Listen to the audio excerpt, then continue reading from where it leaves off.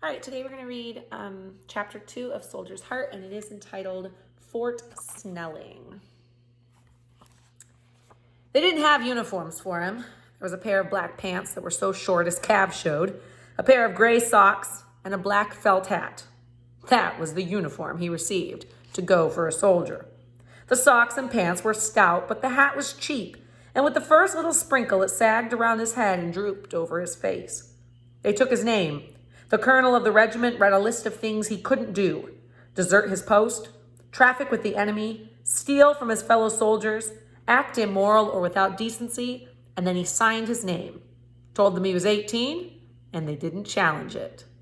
He was a soldier.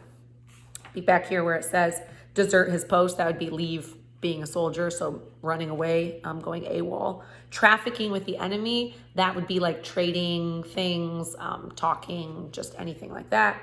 Obviously, acting immoral and without decency, we know what that is. He could read and write, Charlie could, though he hadn't had much schooling. His ma had made him stick to reading and writing, and he wrote her letters telling her of how it was to be a soldier. Food's bad, he wrote. Beef is so gamey, dogs won't eat it. Hard beans. We bile up the beans and use them for a meal, and then use the leftover beans for soup the next day. And on the third day, we take any cooked beans that are left, dry them and crush them and boil them up for coffee. The men don't like them much, and there's talk of hanging the commissionary officer. It ain't but just talk, but some don't smile when they say it. There wasn't much of a war, Charlie decided early on, but there was a lot of play acting, and once he got inside, he found it mostly boring. They did something called drills and manual of arms, working in the hot sun in the compound area of Fort Snelling until they were soaked with sweat, and Charlie felt he could snap his rifle from left shoulder heft to right shoulder heft as good as any man in the army had ever done it before. They fired some, but there wasn't much ammunition, and when the sergeants tried to make them hit targets quarter-mile off, Charlie nearly laughed. He'd hunted his whole life and knew about shooting, but the rifles they were issued were .58 caliber rifled muskets that fired a hollow-based bullet called a mini-ball, named after the French man who had invented it. The rifles thundered but lacked the flat crack of his smaller bore hunting rifle, and he found that nearly a third of the time the bullet seemed to fly end over end, and it was all he could do to hit a target 50 yards off. A quarter mile? Over 400 yards? That seemed silly.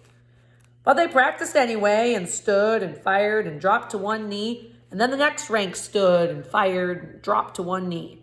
They reloaded by biting the end off the paper cartridges, pouring the powder down the bore and setting the bullet on the powder with the ramrod. Then a cap on the nipple, the hammer back, and fire again. They said a man could do it in 3 minutes time, but Charlie somehow never managed it more than twice. When they couldn't afford to expend any more live ammunition, they practiced with empty rifles, again, and again, until Charlie was sick to death of the drilling and the wheeling and the marching and the fake loading. It would be different, he thought, if the leaders knew what they were doing, but the officers and sergeants had been civilians like the rest of the men, and mostly had been elected by the men themselves and had to learn as they went along, using an army manual for close order drills. Seemed all they did day in and day out was drill and sweat and listen to sergeants and corporals bellowing at them as the weeks passed. Charlie grew more and more bored and was beginning to pay attention now to his mother's letters. She'd taken to thinking of the bad side of the war and was now in fear that Charlie would get himself killed, and now wrote 3 times a week. I know it ain't right, she wrote in one letter, but you must think on coming home now. Just leave the army. Walk on home before they get you into battle and they shoot you apart. Like most of the men, Charlie doubted there ever would be a battle. Minnesota was mostly wild then, with Sioux and Chippewa Indians to the north and west. There were some frontier forts on the edge of the wilderness to deal with any difficulties. These posts were manned by regular armed troops, which Lincoln needed now to fight in the war. There was talk in the ranks that the Minnesota Volunteers would be used to replace the army troops at the frontier forts, so that the regular army could actually go and fight. So they were a volunteer army, they're not the actual army. And so he's saying the actual army is going to go down south and they're going to fight the rebels. Well, our job is we're going to be the volunteers that just stay in the forts and protect the settlers from native attacks. It's all mosquitoes and muck, a corporal named Massey said during a break in drilling one afternoon. They don't let me go to fight those rebels. I think I might pull foot and leave. It was all rumor, of course, but what his mother's letters said, she wrote more often all the time of deserting. The boredom of constant drilling in the hot sun, and now the talk of being sent to relieve the frontier forts so that the regular army could go fight the rebels.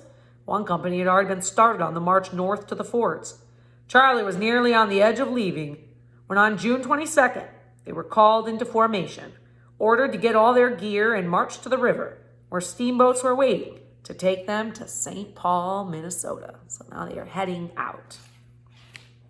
There they marched through town with great fanfare. They still didn't have proper uniforms, but they'd all been issued red flannel shirts. And though those shirts were as hot as original sin, as Charlie heard them described, at least the men looked like a unit, marching with shouldered rifles and hats cocked forward. Girls waved flags and people yelled, "Go it, boys! Go get them rebels! And don't stop till you hit Richmond." In a short time, they boarded another steamboat that took them south and east to La Crosse, Wisconsin, where trains were waiting for them. It was all new to him. Charlie had never ridden on a steamboat. He'd never marched in a parade. He'd never had pretty girls wave flags for him and hand him sweet candy. Now, as he boarded the train and saw the plush seats and fancy insides of the car, he thought, I just never imagined that such a beautiful thing existed. So this is all a really crazy experience for this backcountry boy from Minnesota. It was, all in all, a simply grand way to go off to fight in a war. That's the end of chapter 2. And it's interesting, Charlie still is really envisioning this war as something that he's excited about, something that they're disappointed if they don't actually get to do, something that they'll desert if they're not able to enjoy. So it's interesting how the excitement of kind of negative things in the world really can inspire people to keep going. Naivety and ignorance can be bliss. That's kind of where that phrase comes from. Ignorance is bliss. Charlie is happily going through these amazing experiences. Remember, we've been talking about urbanization and industrialism and how as these things are coming in, these inventions are being created, this is all new for many people.